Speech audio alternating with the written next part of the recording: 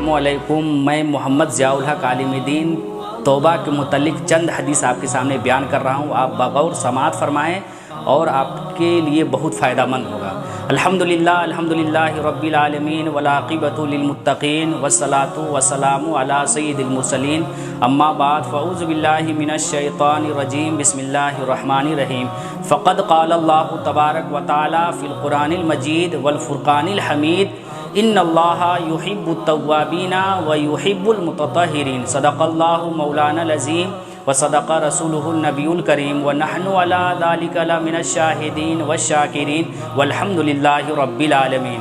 हज़रात गिरामी, आइए हम और आप मिलकर दोनों आलम के मालिक व मुख्तार नाइबे परवरदिगार जनाब मुहम्मद रसूलुल्लाह सल्लल्लाहु अलैहि वसल्लम की बारगाह अक़दस में सलातो सलाम का नदरान अक़ीदत पेश करें। अल्लाहुम्मा सल्लि अला सय्यिदिना मौलाना मुहम्मदिन बारिक वसल्लिम सलातम व सलामन अलैका या रसूलल्लाह सल्लल्लाहु तआला अलैहि वसल्लम। हज़रात, अभी मैंने जिस आयत करीमा की तिलावत की, अल्लाह तबारक व तआला इरशाद फरमाता है इन्नल्लाहा युहिब्बुत तव्वाबीना व युहिब्बुल मुतत्तहिरीन। बेशक अल्लाह तबारक व तआला तौबा करने वाले और पाक रहने वाले को महबूब रखता है। फरमाने नबी सल्लल्लाहु अलैहि वसल्लम है कि तौबा करने वाला अल्लाह तबारक व तआला का दोस्त होता है और तौबा करने वाला उस इंसान की तरह है जिसने कोई गुनाह न किया हो। हज़रत हसन रज़ी अल्लाह ताला अन्हु से मरवी है कि जब अल्लाह तबारक व तआला ने हज़रत आदम अलैहिस्सलाम की तौबा कबूल फरमाई तो फरिश्तों ने उन्हें मुबारकबाद पेश किया। जिब्राइल व मिकाईल अलैहिस्सलाम आए और फरमाया, ऐ आदम, तूने तौबा करके अपनी आँखों को ठंडा कर लिया है। हज़रत आदम अलैहिस्सलाम ने फरमाया, ऐ परवरदिगार आलम, अगर इस तौबा के कबूलियत के बाद रब से सवाल करना पड़े तो क्या होगा?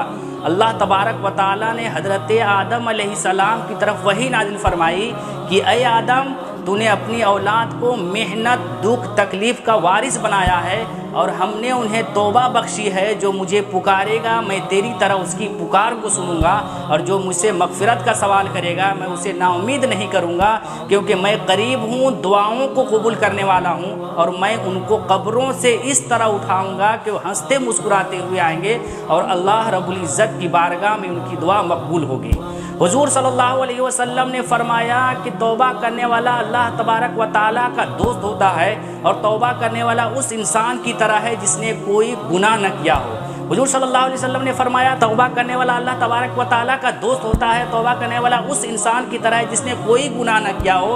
हज़रत हसन हज़रत हबशी रज़ी अल्लाह ताला अन्हु से मरवी है कि एक शख्स हुज़ूर सल्लल्लाहु अलैहि वसल्लम की बारगाह में आया और अर्ज़ किया, या रसूल अल्लाह, मैं ख़ताकार हूँ, मैं गुनहगार हूँ, मैं सियाहकार हूँ, क्या अल्लाह तबारक व तआला मेरी तौबा कबूल फरमाएगा? हुज़ूर सल्लल्लाहु अलैहि वसल्लम ने फरमाया, हाँ।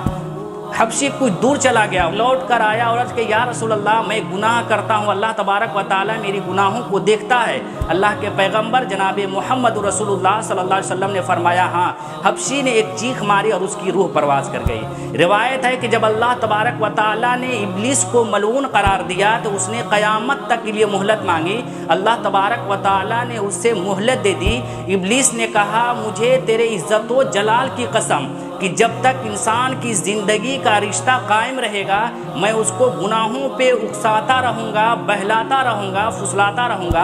अल्लाह तबारक व तआला ने फरमाया, मुझे अपनी इज़्ज़त व जलाल की कसम कि जब तक इंसान की ज़िंदगी का रिश्ता कायम रहेगा मैं उसके गुनाहों पे तौबा का पर्दा डालता रहूँगा। हज़रत अब्दुल्लाह इब्ने उमर रज़ी अल्लाह ताला अन्हु फरमाते हैं, जो गुनाहों की याद में पेशीमान हो गया, जिसका दिल खौफे खुदा से कांप गया, अल्लाह तबारक व तआला उसके गुनाहों को महू कर देता है। अल्लाह तबारक व तआला उसके गुनाहों को ख़त्म कर देता है। अल्लाह तबारक व तआला के एक नबी से ख़ता सरजद हुई तो अल्लाह तबारक व तआला ने उस नबी की तरफ वही नाजिल फरमाई कि ऐ नबी, अगर तुमने दोबारा कोताही बख्शी तो तुम मेरे अजाब से बच नहीं सकोगे। उस नबी ने अर्ज़ किया, ऐ परवरदिगार आलम, मुझे तेरे इज़्ज़त व जलाल की कसम, अगर तुम मुझे बचाएगा नहीं तो मैं बच नहीं सकूँगा। अल्लाह तबारक व तआला ने नबियों को गुनाहों की ख़यालात से महफूज कर दिया। हज़रत इब्ने मसूद रज़ी अल्लाह तआला अन्हु फरमाते हैं, एक शख्स गुनाह करके आया और कहा, मैं गुनाह करके इंतहाई शर्मिंदा हूँ, क्या मेरे लिए तौबा है?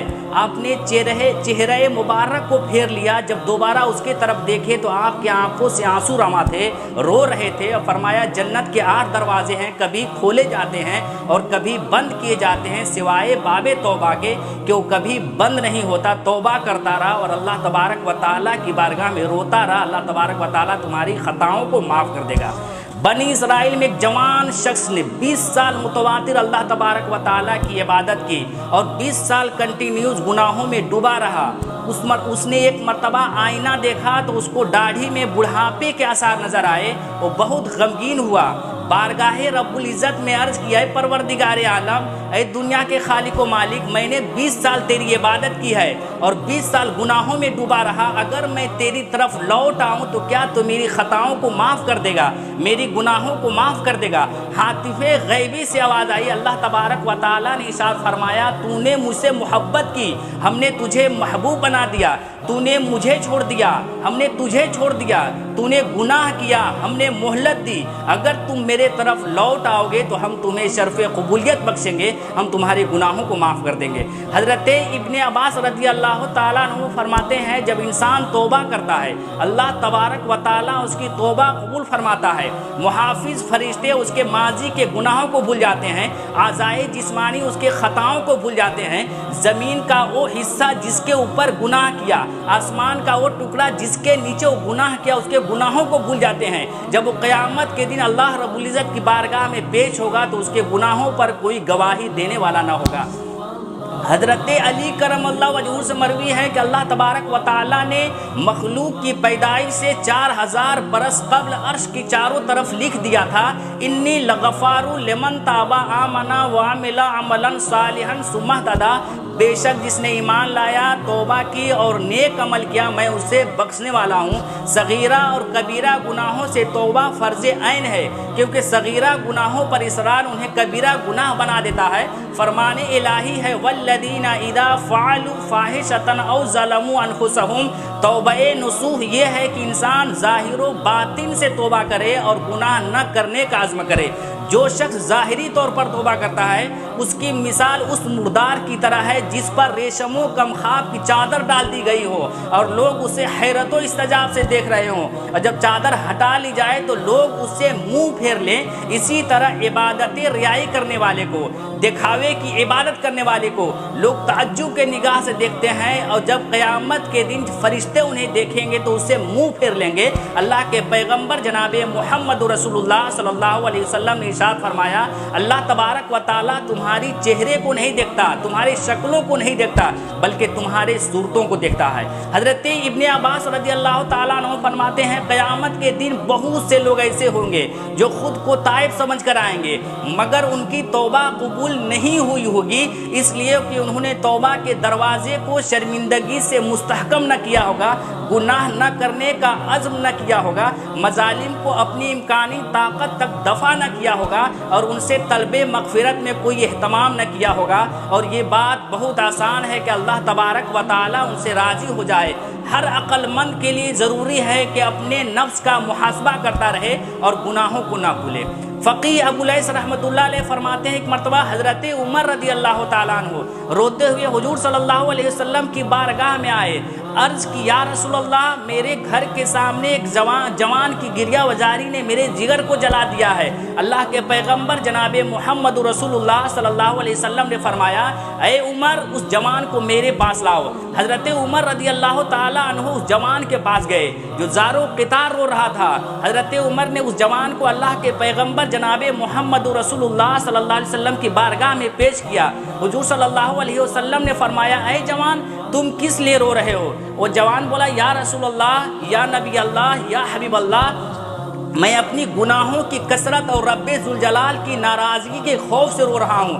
حضور صلی اللہ علیہ وسلم نے فرمایا، کیا تو نے شرک کیا ہے؟ وہ جوان بولا، یا رسول اللہ، میں نے شرک نہیں کیا ہے۔ حضور صلی اللہ علیہ وسلم نے فرمایا، کیا تو نے کفر کیا ہے؟ وہ جوان بولا، یا رسول اللہ، میں نے کفر نہیں کیا ہے۔ حضور صلی اللہ علیہ وسلم نے فرمایا، کیا تو نے کسی کو ناحق قتل کیا ہے؟ وہ جوان بولا، یا رسول اللہ، میں نے کسی کو ناحق قتل نہیں کیا۔ حضور صلی اللہ علیہ وسلم نے فرمایا، اگر تیرے گناہ ساتوں آسمان اور زمین اور پہاڑوں کی برابر ہو جائیں تو اللہ تبارک و تعالیٰ اپنی رحمت سے تمہارے گناہوں کو بخش دے گا۔ وہ جوان بولا یا رسول اللہ میرا گناہ ان سے بھی بڑا ہے۔ حضور صلی اللہ علیہ وسلم نے فرمایا تیرا گناہ بڑا ہے یا کرسی؟ وہ جوان بولا یا رسول اللہ میرا گناہ بڑا ہے، کرسی چھوٹا ہے۔ حضور صلی اللہ علیہ وسلم نے فرمایا تیرا گناہ بڑا ہے یا عرش الہی؟ وہ جوان بولا یا رسول اللہ میرا گناہ بڑا ہے، عرش الہی چھوٹا ہے۔ حضور صلی اللہ علیہ وسلم نے فرمایا تیرا گناہ بڑا ہے یا رب ذوالجلال؟ وہ جوان بولا یا رسول اللہ یا حبیب اللہ میرا گناہ چھوٹا ہے، رب ذوالجلال بڑا ہے۔ اللہ کے پیغمبر جناب محمد رسول اللہ صلی اللہ علیہ وسلم نے فرمایا بلا شبہ جرم عظیم کو رب عظیم معاف فرماتا ہے، بتا تیرا گناہ کیا ہے؟ وہ جوان بولا یا رسول اللہ مجھے بتانے میں شرم آ رہی ہے۔ اللہ کے پیغمبر جناب محمد رسول اللہ صلی اللہ علیہ وسلم نے فرمایا بتا تو صحیح تیرا گناہ کیا ہے؟ وہ جوان بولا یا رسول اللہ میں 7 سال سے کفن درزی کر رہا ہوں، انصار کی ایک لڑکی فوت ہو گئی، اس کا کفن چرانے کے لیے قبر جا پہنچا یا رسول اللہ۔ کفن چرانے کے بعد کچھ ہی دور چلا تھا یا رسول اللہ کہ شیطان مجھ پر غالب آ گیا اور میں الٹے قدم واپس جا کر لڑکی سے زنا کر لی، لڑکی سے بدکاری کر لی یا رسول اللہ۔ ابھی لڑکی سے زنا کرنے کے بعد ابھی چلا ہی تھا کہ لڑکی کھڑی ہو گئی اور کہنے لگی خدا تجھے غارت کرے، تجھے اس نگہبان کا خوف نہیں جو ہر مظلوم کو ظالم سے اس کا حق دلاتا ہے، تو نے دربار خداوندی میں ناپاک کر دیا ہے، تو نے تمام لوگوں کی جماعت میں برہنہ کر دیا ہے۔ اتنا سننا تھا، حضور صلی اللہ علیہ وسلم نے فرمایا اے جوان یہاں سے ہٹ جا، یہاں سے نکل جا، تو جہنم کے لائق ہے، تو جہنم کے مستحق ہے۔ جوان وہاں سے روتا ہوا بلبلاتا ہوا استغفار کرتا ہوا وہاں سے نکل پڑا۔ اس کو اسی حالت میں 40 دن ہو گئے، نہ کھا رہا ہے نہ پی رہا ہے، ٹکٹکی باندھے عرش کی طرف دیکھ رہا ہے، اللہ رب العزت کی بارگاہ میں دعا کر رہا ہے اے پروردگار عالم، اے دنیا کے خالق و مالک، اگر تو نے میری خطاؤں کو معاف کر دیا ہے، اگر تو نے میرے گناہوں کو معاف کر دیا ہے تو حضور صلی اللہ علیہ وسلم اور صحابہ کرام کو مطلع فرما، ان کو خبر فرما دے، اور اگر معاف نہیں کیا ہے تو آسمان سے آگ گرا دے اور جلا دے اور جہنم کی آگ سے بچا دے۔ اسی وقت حضرت جبرائیل آتے ہیں، بولتے ہیں یا رسول اللہ یا نبی اللہ یا حبیب اللہ آپ کا رب آپ کو سلام پیش کرتا ہے اور کہتا ہے پوری دنیا کا خالق و مالک کون ہے، پوری دنیا کا رزاق کون ہے؟ حضور صلی اللہ علیہ وسلم نے فرمایا رزاق اللہ ہے، زندگی اور موت اللہ رب العزت کے ہاتھ میں ہے۔ حضرت جبرائیل نے فرمایا یا رسول اللہ اللہ تبارک و تعالیٰ نے اس جوان کی توبہ قبول کر لی ہے۔ حضور صلی اللہ علیہ وسلم نے اس جوان کو اپنے پاس بلایا اور گلے سے لگایا، اس کو توبہ کی قبولیت کا مژدہ سنایا، خوشخبری سنایا۔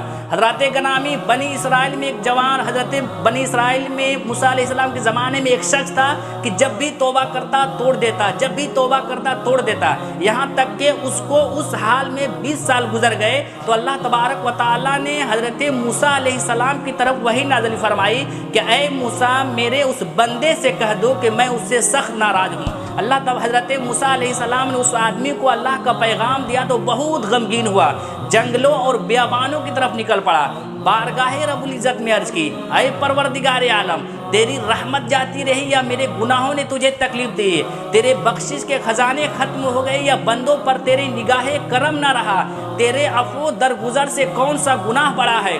تو کریم ہے میں بخیل ہوں، کیا میرا بخل تیرے کرم پر غالب آ گیا؟ اگر تو نے ہم پر رحم نہ کیا تو ہم کہاں جائیں گے؟ اگر تو نے ہمیں رائندگے درگاہ کر دیا تو ہم کس کے دروازے پہ جائیں گے؟ اے رب قادر و قہار اگر تیری رحمت جاتی رہی تو تمام گناہ گاروں کا عذاب مجھے دے دے، میں اس پر اپنی جان قربان کرتا ہوں۔ اللہ تبارک و تعالیٰ نے حضرت موسیٰ علیہ السلام کی طرف وحی نازل فرمائی اے موسیٰ میرے اس بندے سے کہہ دو کہ تو نے میرے کمال قدرت عفو درگزر کی حقیقت کو سمجھ لیا ہے، اگر تیرے گناہوں سے زمین پور ہو جائیں تو اللہ تبارک و تعالیٰ اپنی رحمت سے تمہارے گناہوں کو بخش دے گا، تمہاری خطاؤں کو بخش دے گا، تمہاری خطاؤں کو بخش دے گا۔ حضور صلی اللہ علیہ وسلم نے فرمایا اللہ تبارک و تعالیٰ کا دست رحمت رات کے گناہ گاروں کے لیے صبح تک اور دین کے گناہ گاروں کے لیے شام تک دراز آتا ہے۔ بخاری و مسلم میں ہے حضور صلی اللہ علیہ وسلم نے فرمایا کہ تم سے پہلے لوگوں میں سے ایک شخص تھا جس نے 99 یعنی 99 لوگوں کو قتل کیا، وہ دنیا کے سب سے بڑے عالم کی تلاش میں نکلا، جاتے جاتے کسی نے ایک راہب کا پتہ بتایا، وہ راہب کے پاس گیا اور اس نے کہا کہ میں نے 99 لوگوں کو قتل کیا ہے، کیا اللہ تبارک و تعالیٰ میری خطاؤں کو معاف کرے گا، میری گناہوں کو معاف کرے گا، میری توبہ قبول فرمائے گا؟ اس راہب نے کہا نہیں، اس نے اس شخص کو بھی قتل کیا۔